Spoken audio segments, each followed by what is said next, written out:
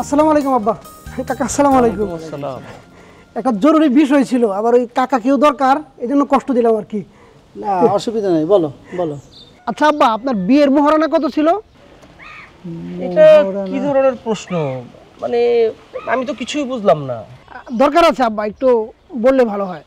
আমার যতদূর মনে পড়ে 40,000 টাকা। তুমি কি বলো?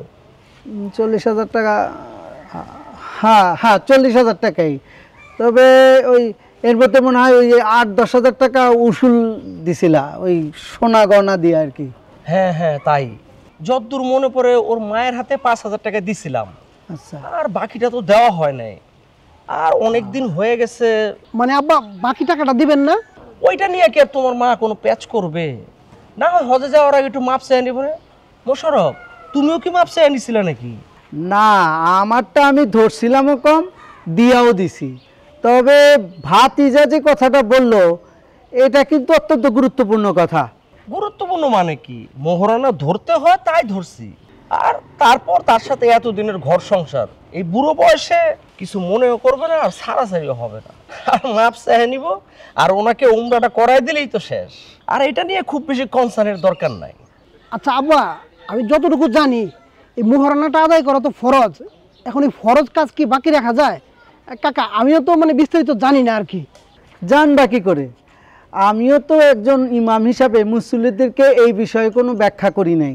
হ্যাঁ, আসলে মোহরানা হচ্ছে একটা ফরজ কাজ এবং বিয়ে কবুলের একটি শর্ত। এটা বাকি রাখার সিস্টেম ইসলামের প্রথম যুগেও ছিল না। তবে হ্যাঁ, মোহরানা সম্পূর্ণ পরিশোধের পরে যদি স্ত্রী স্বামীকে সেটা উপহার হিসেবে দেয় তাহলে সেটা জায়েজ আছে। মোহরানা পরিশোধ না করার জন্য স্বামী তাকে প্ররোচনা করে, তারপরে তাকে ভান করে যে পরিশোধ করে দিছি, তার কাছে মাপ চায়, এটা ইসলামে জায়েজ নাই। বলো কি? আমি তো এই ব্যাপারে বিস্তারিত জানতাম না। হ্যাঁ, রসুল করিম সাল্লাল্লাহু আলাইহি ওয়াসাল্লাম এ ব্যাপারে একটা কঠিন কথা বলেছেন। সেটা কি জানো?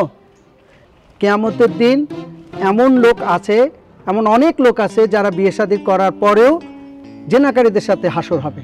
এখন তখন তারা বলবে আমরা তো জীবনেও এসবের ধারে কাছেও যাইনি, তবে কেন তাদের কাতারে আমরা? বলা হবে তোমরা ফরজ মোহরানা আদায় করো নাই। আচ্ছা কাকা, অনেক সময় তো এরকম হয় যে বাবারা হয়তো মহারণার টাকা বাকি রাখছে কিন্তু এর মধ্যে সন্তান হয়ে গেছে, তখন কি জিনা?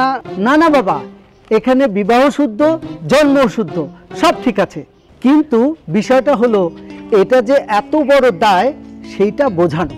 সুতরাং আমাদের জীবনের সবচেয়ে গুরুত্বপূর্ণ এবং জরুরি দায় হলো মোহরানার বকে আদায় করা। কি বলো মোশারফ, আমি আমার দূর দূরান্তের কত দেনা নিয়ে সিরিয়াস হয়ে গেলাম, অথচ আমার সবচেয়ে কাছের গুরুত্বপূর্ণ একটা দেনাদার, সেটার ব্যাপারে আমি কোনো খেয়ালই করলাম না। রাশেদ, তুমি তো আমার মাকে খবর দাও। 30 বছর যাবৎ এই দেনার দায়টা আমি ঘাড়ে নিয়ে বেড়াচ্ছি।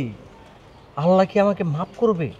এখন যেহেতু বুঝতে পেরেছো আর পরিশোধের জন্য সিরিয়াস হয়ে গেছো, এই জন্য আর সমস্যা নেই। এখনও সমাজে হাজি, গাজী, রোজাদার, নামাজি আছে যারা এ ব্যাপারে এখনও উদাসীন। কাকা এর কিছু দায় কিন্তু সমাজের জ্ঞানীগুণী মানুষদের উপরও বর্তায়।